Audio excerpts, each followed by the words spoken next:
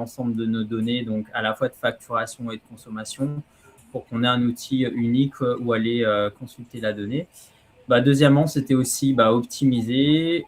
Pour pouvoir optimiser, il fallait avoir la donnée et déjà d'identifier les premiers gros leviers pour faire des quick wins. Ça a été tout ce qui est contrats résiliables, c'est-à-dire des contrats notamment EDF où on avait zéro consommation et résoudre les très grosses fuites d'eau.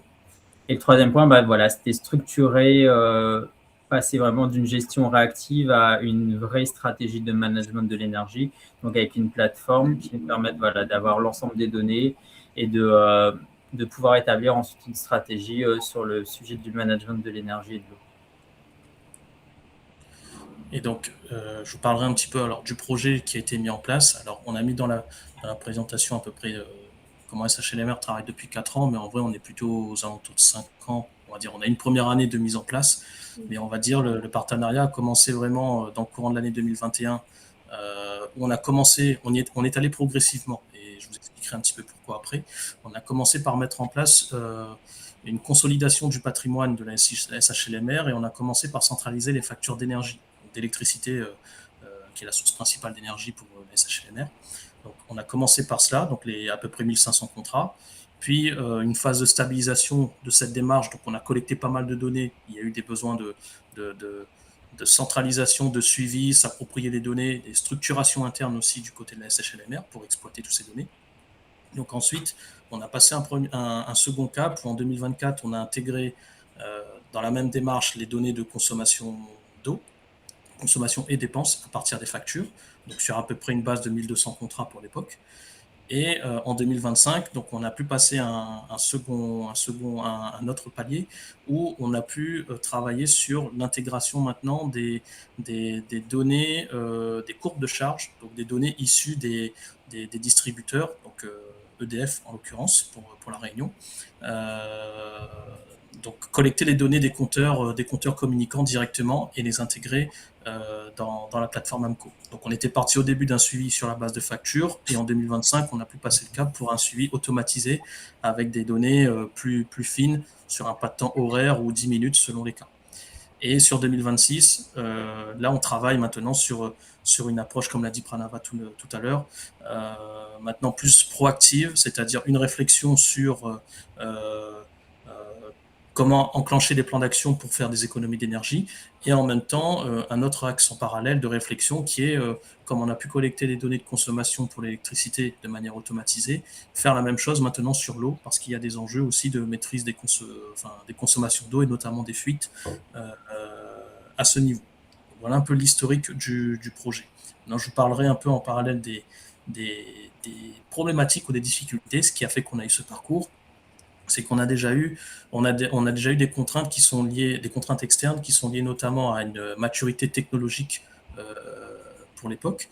Un premier obstacle, c'était l'accessibilité de la donnée. Donc, on va dire sur la Réunion, pour l'époque où on a démarré le projet, les compteurs communicants, les données des compteurs communicants n'étaient pas forcément accessibles, et que ce soit pour l'électricité ou l'eau. Donc on est parti vraiment on a dû se baser sur les factures d'énergie et d'eau pour initialiser une base patrimoniale et avoir une vue d'ensemble au niveau des consommations et dépenses d'énergie et d'eau. Donc c'était le premier obstacle. Et le deuxième obstacle, ou du moins la deuxième difficulté, est que de par le parc très important de la SHLMR, donc qui est aussi on va dire donc un parc très hétérogène, et donc du coup des systèmes techniques hétérogènes. Voilà. Donc ce qui veut dire aussi qu'il était difficile de standardiser une remontée des données depuis le terrain, notamment sur les usages énergétiques de la SHLMR, comme l'eau chaude ou les consommations des parties communes, dont elle en a la gestion. Donc il est difficile de remonter ces données-là pour l'époque, ou de standardiser une manière de remonter. Donc, ce qui fait qu'on est allé progressivement, comme on vous l'a montré précédemment, au fil des années. Et donc il y a d'autres également obstacles justement ou difficultés que Pranava justement pourra vous évoquer un peu plus au niveau de la SHLMR. Oui, après de notre côté, Manon, si tu peux revenir. La difficulté, comme j'ai dit, c'est lié aussi à la taille quand même assez conséquente du patrimoine. Donc, il a fallu mettre en pas mal de moyens pour avoir un outil et pour le maintenir à jour parce qu'on a des rythmes de production de logements neufs assez élevés. Donc, l'idée, c'était voilà, c'était d'avoir constamment l'outil à jour parce qu'un outil pas à jour, ça le discrédite. Et aussi, derrière, de flécher, vu que c'était on va dire une nouvelle utilisation chez nous, c'est flécher les ressources humaines pour permettre cette mise à jour de l'outil. Le fait aussi qu'on initialise cette démarche de management de l'énergie et de l'eau, ça a été aussi de se staffer en interne et on va dire de changer aussi l'organisation. C'est-à-dire que, par exemple, les factures, tout ce qui était contrat et factures de fluide était géré par notre comptabilité. Maintenant, la démarche est passée côté patrimoine, c'est-à-dire qu'on est maître du coup de nos contrats, on sait où sont nos compteurs et quels sont leurs usages, ce qui nous permet après d'avoir une meilleure connaissance et de voir potentiellement les plans d'action possibles pour tout ce qui est maîtrise des coûts. Et donc, pour illustrer, alors, on va dire en 15 minutes, on ne peut pas s'attarder forcément sur tous les aspects, mais on va dire ce qu'on a voulu montrer plutôt sur cette slide, c'est un exemple, une copie d'écran de la manière dont le patrimoine de la SHLMR a été structuré, où on retrouve, voilà, on a mis en place au départ, avec la SHLMR, un point zéro. On a fait l'état des lieux du patrimoine. On a structuré les sites, les résidences par regroupement, par secteur ou par agence, pour l'exemple, agence locative qui était en charge de la résidence, de la gestion de la résidence. Donc, on a structuré ce patrimoine et ensuite, on a fait un gros travail et qui est toujours en cours. C'est un travail, comme le dit Pranava, au fil de l'eau et qui est évolutif. Donc, on a fait un travail de classement des différents compteurs, points de livraison, au niveau de ces résidences. Et donc, ce qui nous a permis ensuite de structurer le patrimoine de la SHLMR de cette façon, sous cette vue d'arborescence, plutôt là sur une vue hiérarchique. Mais c'est ce qui constitue un peu le squelette de la gestion patrimoniale de la SHLMR et qui permettra ensuite de retrouver l'ensemble des données, que ce soit de consommation, dépenses, facturation, alerte, enfin voilà, tous les éléments relatifs au patrimoine de la SHLMR sur le plan de l'énergie et eau, tout est structuré autour de cette façon. Et donc, ce qui permet également d'agréger les données selon différentes informations, des regroupements, des années de construction, par typologie de site, voilà, ce genre de choses. Donc voilà un peu c'est une slide rapide pour présenter, illustrer un petit peu comment concrètement les choses se sont construites et ce qui en a découlé. Je peux passer à la slide d'après. Voilà.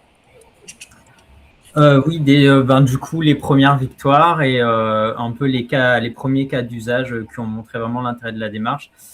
Déjà, c'est l'automatisation de la collecte de données, puisque on n'a pas à saisir dans un logiciel ou une plateforme nos montants de facture et nos consommations. Et le deuxième levier, c'est tout ce on en parlait au début, c'est le gain financier. Donc, les quick wins identifiés dès la première année, c'était grâce à des alertes automatiques d'identifier les contrats résiliables, c'est-à-dire avec pas de consommation du tout, ce qui a fait une économie de 30 000 euros. Il faut savoir qu'on a un bailleur dont les premières résidences ont plus de 50 ans et on a traîné pendant des années des compteurs qui n'étaient plus forcément utilisés, mais pour lesquels on payait encore des abonnements. Donc, ça a permis de faire ce premier tri. Deuxième chose aussi, c'est la détection des grosses fuites d'eau.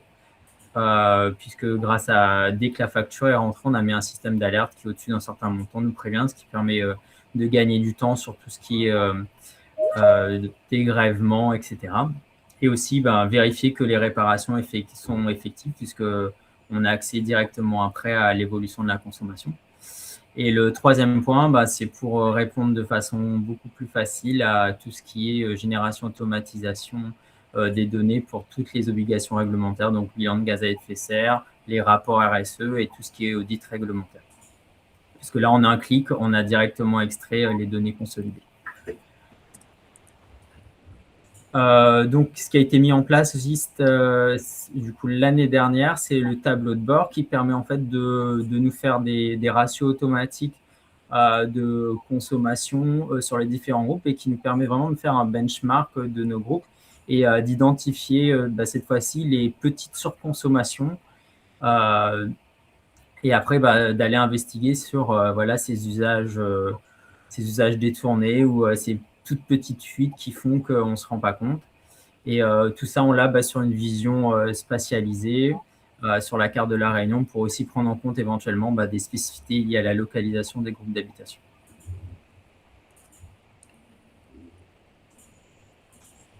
Quelques exemples. Donc là, c'est vraiment, comme le disait Jonathan, c'est sur la partie suivi énergétique. Donc grâce au compteur connecté EDF, on peut très facilement, on peut détecter très facilement les comportements déviants. Donc là, c'est sur un site administratif où dès les premiers mois de l'année, on s'était rendu compte qu'il y avait des problématiques d'augmentation des consommations. Et l'action derrière a été de mettre en place des horloges parce qu'on s'est rendu compte que les gens étaient un peu moins disciplinés, ils laissaient les clims allumés tous les week-ends et ça a permis, dès la semaine d'après, d'aller vérifier grâce à la plateforme que la mise en place de cette action permettait vraiment les baisses de consommation et qu'on n'avait plus ces talons de consommation le soir et le week-end. Donc, par exemple, sur le site en question, par rapport à 2024, on a baissé de 8% la consommation. Et pour compléter par rapport à ce que tu dis, Pranava, juste peut-être pour illustrer rapidement, si tu peux revenir en arrière, Mano, c'était surtout pour que vous ayez en compréhension les vues. Ce qu'on a voulu présenter, c'est en haut, c'est les consommations mensuelles. En noir, vous avez les consommations de l'année précédente. On voyait surtout par rapport à ce que disait Pranava en début d'année,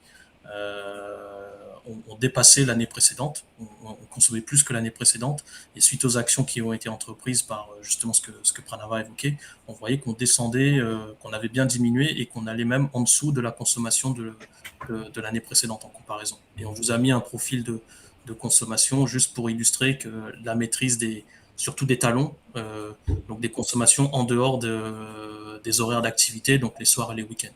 C'est surtout pour illustrer ça et en comparaison de la baisse des 8% indiqués. Voilà, c'était pour la petite précision. Vas-y, tu peux reprendre. Toujours sur les baisses du coup qu'on voit, donc on peut grâce à ça mesurer la baisse en global sur l'ensemble de patrimoine de 4%, donc entre 2024 et 2025. Et ça nous conforte aussi dans nos objectifs qui sont dans notre RSE, de baisser de 15% tout ce qui est consommation sur les sites administratifs. Et l'avantage, c'est qu'on va vraiment pouvoir le suivre au fil de l'eau et pas attendre la fin de l'année pour se rendre compte si on y est ou on n'y est pas.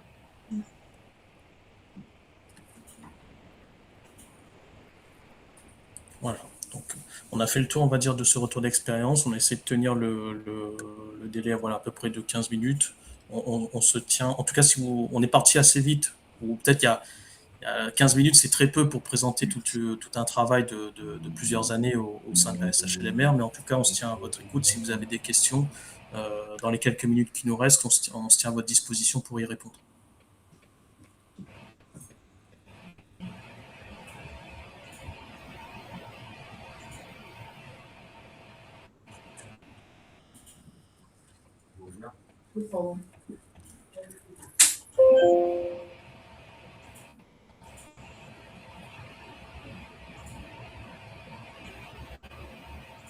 Bon, je crois que tout a été compris du côté de nos écoutants. Ce que je vous propose peut-être, c'est qu'on s'arrête là. Merci en tout cas à tout le monde pour votre écoute. Merci aux garçons pour votre présentation. Et puis, n'hésitez pas, si jamais, comme je l'expliquais, vous pouvez prendre contact avec nous à travers le slide de présentation ou à travers le mail que vous recevrez d'ici demain. C'est bon pour tout le monde ?